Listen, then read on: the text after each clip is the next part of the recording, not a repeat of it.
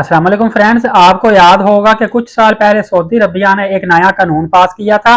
इस कानून के मुताबिक सऊदी अरबिया वालों ने कहा था कि जो भी बंदा सऊदी अरबिया से डिपोर्ट होगा किसी भी एक्टिविटी के तहत, उस पर ताहयात पाबंदी लगा दी जाएगी।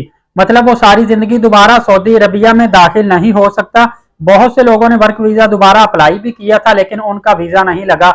अलबत्ता कुछ लोगों का उम्रा और हज का वीजा लग गया था, लेकिन जब वो एयरपोर्ट पे पहुंचे थे पाकिस्तान और इंडिया से, तो वो चले गए थे एयरपोर्ट से, लेकिन जब सऊदी अरबिया में एयरपोर्ट पे पहुंचे हैं वहां उन्होंने जब अपना कंप्यूटराइज सिस्टम चेक किया उसके मुताबिक उन्होंने फिर दोबारा से इन्हें डिपोर्ट कर दिया था।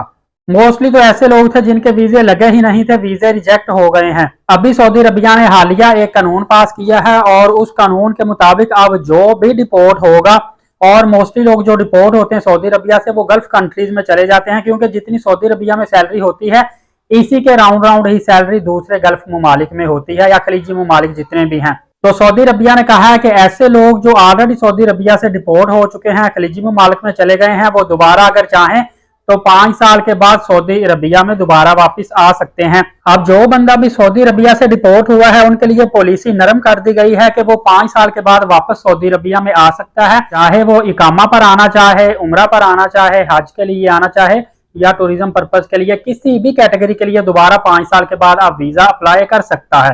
काफी दोस्तों ने मुझसे यह भी पूछा था कि हम सऊदी अरबिया से डिपोर्ट हुए हैं, क्या हम उम्रा या हज पर जा सकते हैं?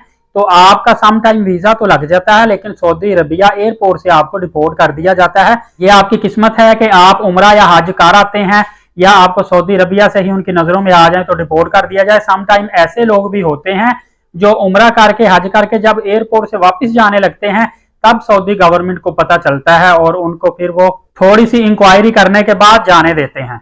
अलबत्ता एक चीज का आपने ख्याल रखना है कि आर्टिकल 7 के तहत आप पर नरमी की गई है। मिसाल के तौर पर अगर किसी बंदे का हरूब लगा है या इकामा उसका एक्सपायर हुआ है या वो उम्रा पर ओवरस्टे हुआ है, इस तरह का जो छोटा मोटा उसका क्राइम है, इस बेस पर वो 5 साल के बाद दोबारा आ सकता है।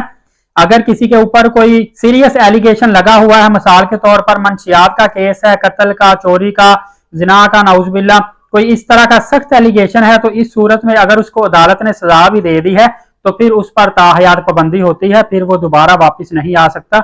और तमाम खलीजी ममालिक और सऊदी अरबिया में वो ताहयात बैन होता है, क्योंकि उनके फिंगरप्रिंट भी ले लेते हैं और तमाम जीसीसी कंट्रीज के साथ सऊदी अरबिया का इल्हाक है।